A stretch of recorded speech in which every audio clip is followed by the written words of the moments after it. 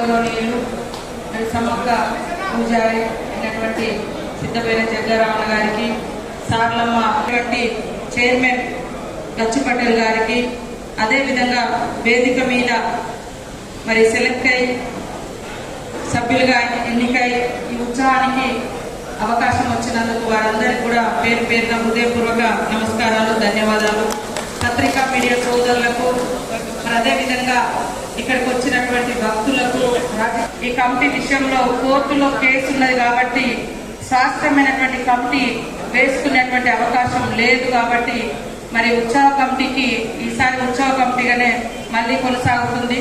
తొందరలోనే court case అయిపోతే మరి మిగతా కమిటీ కూడా పర్మనెంట్ గా వేసుకొని ఈ ప్రాంత అభివృద్ధిని స్వాస్థ్యంగా ఉండే విధంగా ఆ తల్లుల యొక్క గొప్పతనం ప్రపంచానికి మరి 10 యుగాలు ఈ సమాజం ఉన్నంత కాలం, భూమి మీద మానవులు ఉన్నంత కాలం ఆ తల్లులకు పూజలు జరుగుతాయి, జాతరలు జరుగుతాయి.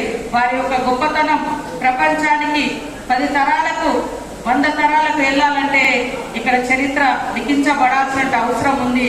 కాబట్టి ఇక్కడటువంటి ఉత్సవ కమిటీకి కూడా చాలా బాధ్యత ఉంది, పూజారులందరికీ కూడా బాధ్యత ఉంది.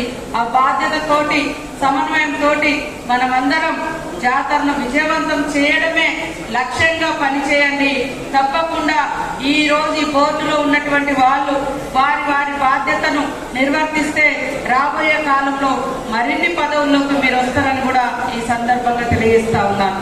అదే కాకుండా నాతో పనిచేసినటువంటి వాళ్ళు కానీ, నా కోసం కష్టపడ్డటువంటి వాళ్ళు కానీ, ఎన్నికల్లో కష్టపడ్డటువంటి వాళ్ళు కానీ ఎంతో మంది ఉన్నా కూడా మరి ఇక్కడ అవకాశం రాలేదు. దానికి ప్రధాన కారణం కూడా మండలాల వారీగా యూనిట్, కులాల వారీగా క్యాస్ట్ ఈక్వేషన్లు, మరి ఇవన్నీ కూడా చూసుకొనే ఇవ్వడం జరిగింది. ఇవాళ భిక్షపతి పార్టీతో సంబంధం లేదు. ఇంకా కొంతమంది కూడా ఇక్కడ పార్టీ వర్కర్లు కాదు, పార్టీ లీడర్లు కాదు, కానీ సమ్మక్క సారలమ్మ చరిత్ర ఒక ఉద్యమ నేపథ్యం ఉన్న చరిత్ర.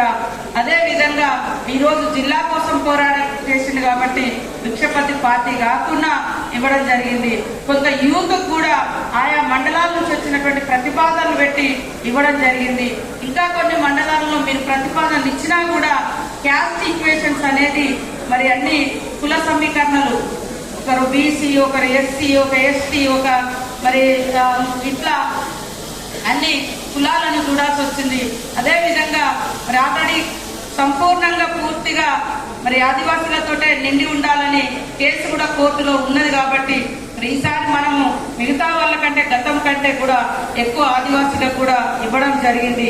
అయినా కొంతమంది వ్యతిరేకంగా స్టేట్మెంట్లు ఇస్తే అటువంటి పరిస్థితి కూడా మనం చూస్తా ఉన్నాం. కొంతమంది ఈ జాతరను ఎట్లా డిస్టర్బ్ చేయాలని చూసేటువంటి వాళ్ళు కూడా ఉన్నారు. 1,00,000 మంది పూజారులు వాళ్ళ యొక్క విశ్వాసం, వారి యొక్క నమ్మకం, వారి యొక్క సాంప్రదాయానికి ఎక్కడ విఘాతం కలిగియకుండా అచ్చమైనటువంటి ఆదివాసీ సాంప్రదాయాలను మరి అన్ని వర్గాల కులాలు పూజించుకునేటువంటి విధంగా పూజా కార్యక్రమ దర్శనానికి ఆ యొక్క ఏర్పాట్లు అనేది అద్భుతంగా చేస్తామని ఈ సందర్భంగా తెలియజేస్తాం. ప్రతి రూపాయి అవసరం మేరకే ఖర్చు పెడుతున్నాం. ఏ రూపాయి మిగిలిన జాతర అనంతరం ఆ డబ్బులు ఇదే ప్రాంగణంలో ఖర్చు పెట్టి స్వాస్థ్యమైనటువంటి పనులు ఇంకా కొనసాగుతాయని కూడా ఈ సందర్భంగా మేము తెలియజేస్తాము. ప్రతి రూపాయి దేనికి ఖర్చు పెట్టిలో కలెక్టర్ గారి ద్వారానే అవన్నీ ఖర్చు అవుతున్నాయి కాబట్టి ఒక రిపోర్ట్ అంతా కూడా తయారు చేసి జాతర అనంతరం రివ్యూ చేసుకొని ఖర్చులు కూడా చూపించడం జరుగుతుంది ఈ సందర్భంగా తెలియజేస్తా ఉన్నాం. ముఖ్యమంత్రి గారికి, డిప్యూటీ సీఎం బట్టి విక్రమార్క గారికి మనకు 110 కోట్లు రిలీజ్ చేసినందుకు, అదే విధంగానే మనకెప్పుడు కూడా వెన్నటి ఉండేటువంటి మరి ఇక్కడ జిల్లా మంత్రివర్యులు, ఎండోమెంట్ మంత్రివర్యులు కొండా సురేఖ గారికి, మరి అదే విధంగా మన ఇన్ఛార్జ్ మినిస్టర్ పొంగులేటి శ్రీనివాస్ రెడ్డి గారికి, ముఖ్యంగా మనకు అత్యంత దగ్గరగా ఉండేటువంటి శ్రీధర్ బాబు సార్ కూడా ఎప్పుడు మన పక్క నియోజకవర్గమే, వారు కూడా జాతర నిర్వహణ పట్ల, జాతర నిధుల పట్ల కూడా ఎప్పటికప్పుడు సమాచారం తెలుసుకొని మనకు సహకరించినందుకు కూడా శ్రీధర్ బాబు సార్ గారికి కూడా ప్రత్యేకంగా ధన్యవాదాలు తెలియజేస్తా ఉన్నాను.